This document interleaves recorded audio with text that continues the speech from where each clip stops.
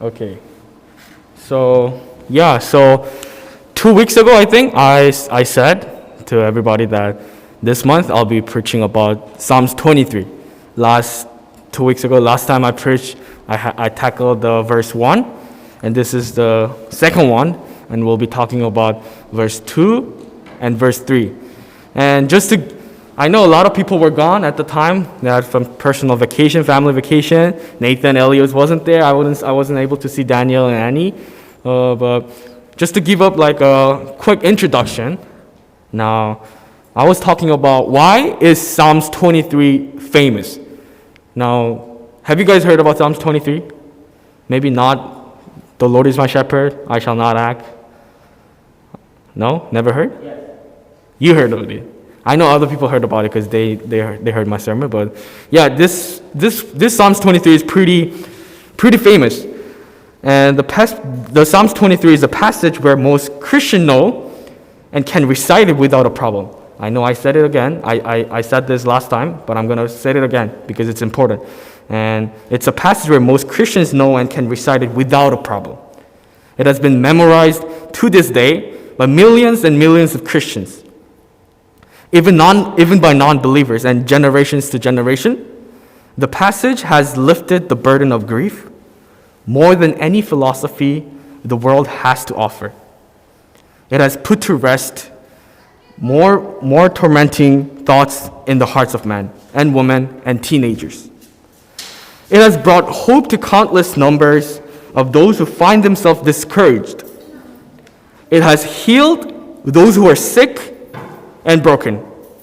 History tells us that Christians who were martyred for the faith were reciting this passage as they were being put to death for Jesus Christ. Untold numbers of Christians have asked for this passage to be read in their bedside in the final moments before they get buried. Personally, this is mind-blowing. For thousands of years, ever since this passage has been written, it has dried tears, brought people closer to God, strengthened the weak, and ultimately it continues to be recited in times of need. And as I said again, Romans 15:4, for everything that was written in the past was written to teach us, so that through the endurance taught in the scriptures and the encouragement they provide, we might have hope. So who wrote Psalms 23? We're going to go through this again. Who wrote Psalms 23? David. The writer is a man named David. He was the greatest king of ancient Israel. The time is believed to be a season when he was going through a lot of difficulty and hardships where his enemies had increased. And in his latter years of his kingship, reflecting on how God had led him through, reflecting on what God had done for him, and etc., he sits down in his wise old age and writes the most famous passage in the scripture. And I'll be reading the whole chapter. The Lord is my shepherd, I lack nothing. He makes me lie down in green pastures. He leads me beside quiet waters or still waters. He refreshes my soul. He guides me along the right path for his name's sake. Even though I walk through the darkest valley, for you are with me. Your rod and your staff, they comfort me. You prepare a table before me in the presence of my enemies. You anoint my head with oil. My cup overflows. Surely your goodness and love will follow me all the days of my life, and I will dwell in the house of the Lord forever. Now we talked about verse 1, and now we'll be talking about verse 2 and 3. And verse 2 and 3 starts like this.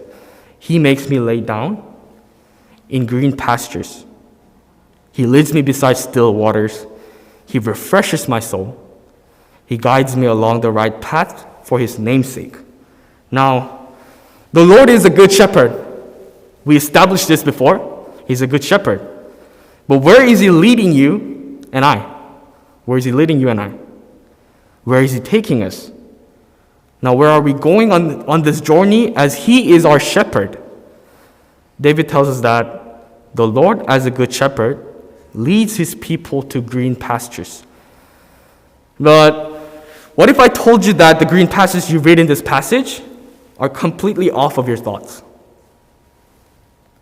Geographically speaking, from biblical times to today, in Israel, it is rare to see a flock or sheep in farms because there are not a lot of farms in their culture. Basically, this one that you guys see in this presentation, that's a land of the shepherd. Can you believe that? No? You guys think that's not a green pasture? No? That's a green pasture.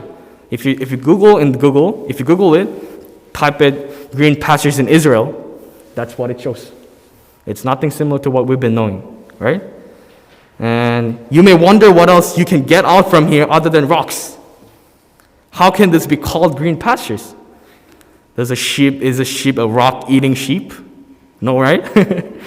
What happens is that at night, warm air from Mediterranean blows across the desert, and when that warm, humid air hits the side of a hill or side of a rock, a tuft of grass will pop up overnight. And in this type of green pastures, the sheep has just enough for one mouthful. Then the sheep has to look to its shepherd for the next mouthful. Same for the still waters. When we think of still waters, we think of a fresh pool of water, crystal clear and advertisement worthy. However, still waters were also not as easy to find in this place. Can you find still waters here? No, right? However, still waters were, there are the specific requirement and standards for the drinkable water. Even for a shepherd, he had to find a stream that was not too deep and not too loud or fast. And just give me a second. So that sheep wouldn't be frightened, because sheep cannot go to the fast stream waters because they're scared of the sound. And the shepherd needed to find water that was not contaminated or harmful for the sheep. With all these qualifications, it is hard to find any water in this place. However, no matter what the circumstances are, the shepherd also gets his job done.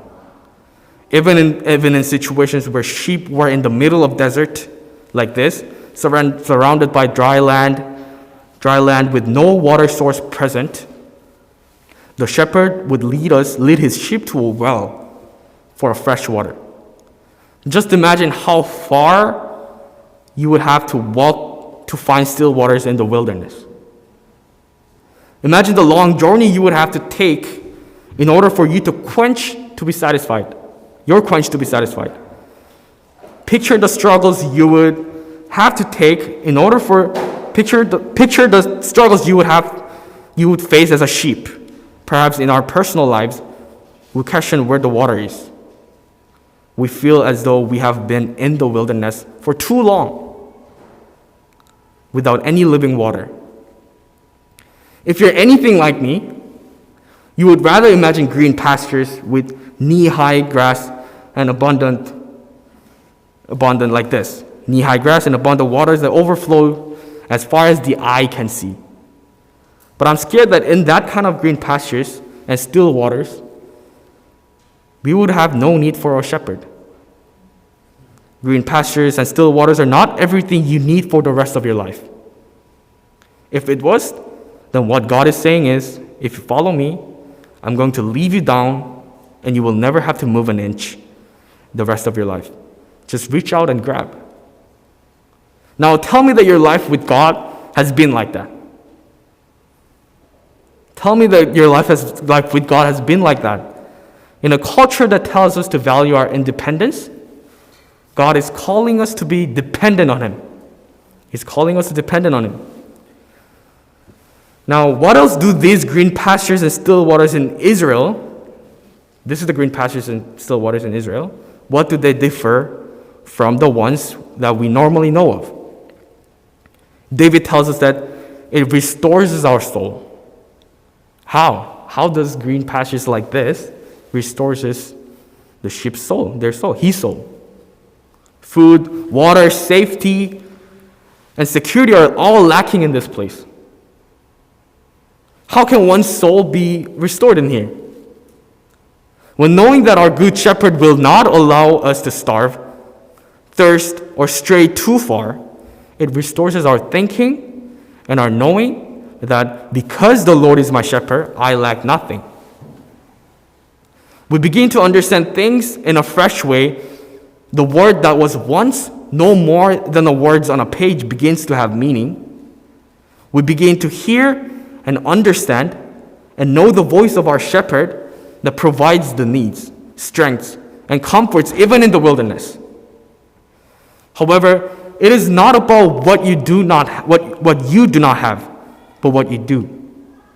When the Lord is your shepherd and you are his sheep, then this land lacks nothing whatsoever. Without the shepherd, the place we are living in right now, the earth, can easily become an absolute wilderness. Do you agree? I do agree. However, with the shepherd, an absolute wilderness can surely become green pastures with still waters that could restore our soul at the right moment. And this is why David continues by saying, he guides me along the right paths and paths of righteousness for his name's sake. Many times when we think of path of righteousness, we think of an obvious path that we would know to stay on.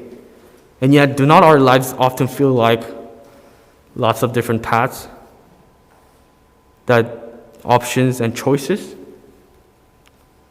It could be difficult to know which is the right way.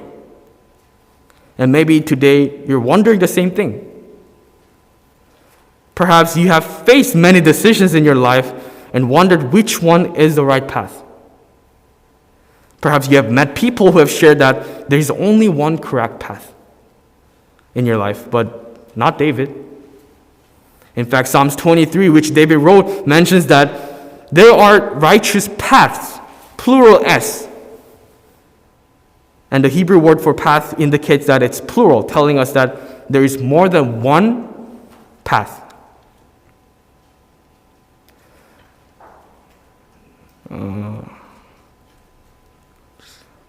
Hold on. And because there is more than one way, perhaps you do not have to worry about which path is the correct path. David was anointed to be a king of Israel at his young age. However, it took a while until he got his kingship officially, right? He had to wait 22 years. He had to wait 22 years to become a king of Israel. To put that in perspective, that is longer than I have ever lived. You guys know my age, and you can do the math, 22 and 20. So he had to wait 22 years than I've ever lived. Even though David knew he was anointed to be a king of Israel, the path to become king was not obvious at all. It took years of waiting and years of anticipation, and yet inspiration in patriarchs and prophets says that this time of waiting was used to deepen David's relationship and communion with God. Ellen White talks about how David continued as a shepherd with content and chose to wait for God to develop his plans in his own time and way. All those years of waiting as a humble shepherd resulted in a deeper communion with God and also allowed him to be molded into God's character. This long season of waiting was essential to David's growth and preparations as Israel's king. How many of you can wait 22 years for something like that? Something you already have been given or promised. How many of you guys can actually wait for 22 years? Or maybe 10 years? How many of you can trust God to lead you in the path of righteousness? If God promised to provide peace, joy, and strength, can you trust Him to do that in a way that does not fit with society's norm? Will you trust God to be your good shepherd, even if the path you go on may seem long and filled with hardships, like this wilderness, aka green pastures? To be honest, we have been trying to jump off paths that God has chosen for us. I myself did. Not staying on it long enough to where it will take us. Going ahead of shepherd, thinking that we are wise enough to find our own ways. Yeah, the job is difficult. Yeah, you don't like it. Yeah, the work is heavy. You cannot see. Yeah, it's foggy. I don't like this. I don't like what I'm doing right now. But you must understand that it's not about doing what you like. It's all about following the path of righteousness for His name's sake. Long enough to see what He will do and witness where He will lead you. The Lord is a good shepherd. He will guide you over and over until what green pastures through barren and dry places to other green pastures. He will lead you beside still waters through dry places to other streams of living water, restoring your soul. He will lead you down to the path of righteousness for His name's sake, that will lead you into the best possible way that He has for your life. It may not be the way you have planned it, but it's going exactly the way God has planned it. David, the king of Israel, leading a whole nation of people, was wise enough and humble enough to recognize that even though I'm a king, have men working under me, have the favor of God upon me, I need guidance and leadership. Which is why he writes the Psalms 23. To David, Psalms 23 was always in his heart, so that he will be reminded whenever he is led astray or whenever he wonders where God is leading him through. Likewise, many are led astray. And we talked about this, and there are a lot of Bible verses that says, I have gone astray like a lost sheep. Psalms 119, verse 176. And Isaiah 53, verse 6 says, all we like have gone astray. Jeremiah 56, my people have been lost sheep. And Matthew 9:36, when Jesus saw the crowds, He had compassion for them because they were harassed and helpless like sheep without a shepherd. The Lord is my shepherd, I lack nothing. He makes me lay down in the country called Canada that is full of green pastures and still waters. At first, when I first came to this pastures, it felt like the wilderness. No parents, no friends, knowing anybody, just coming into this Canada. It felt like the wilderness. However, all my needs always come in clutch from God. Not so much, not so little, but enough for me to sustain and survive. These experiences restore my soul. And thankfully, even until now, I can testify that my shepherd has been leading me into the path of righteousness. There were times I was led astray, even jumped off of the shepherd, but I was brought back again to his side. The journey was not easy at all, nor is it going to be. It requires a lot of patience, wisdom, humbleness, and faith. Nevertheless, it is worth relying on the shepherd, for where I'm living is an absolute wilderness. And only through the shepherd I can find the green pastures and still waters that could restore my soul. Now, this is the picture that you guys see here. This is the picture that the sheep and the shepherd would go along. Because the hill is so steep that in order for them to find the green pastures, a little tuft of grass, or still waters, they cannot go down straight, or else the sheep's going to get injured. So in here it says, if you look at here, there's a lot of ways. And then path of righteousness in Hebrew means you keep going around. And here, in order for them to go down, they need to go around the same path. Maybe not the same path, but it looks the same. In order for them to find something else, they have to keep going around and around. so that it will take a while. So what I'm trying to say is, it will take a while in order for you to understand that where you're going through is where God has planned for you and the path of righteousness.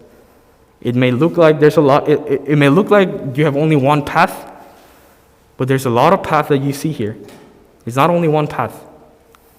It will take different paths. It will lead you to different places. Never think that there's only one path that you have to go.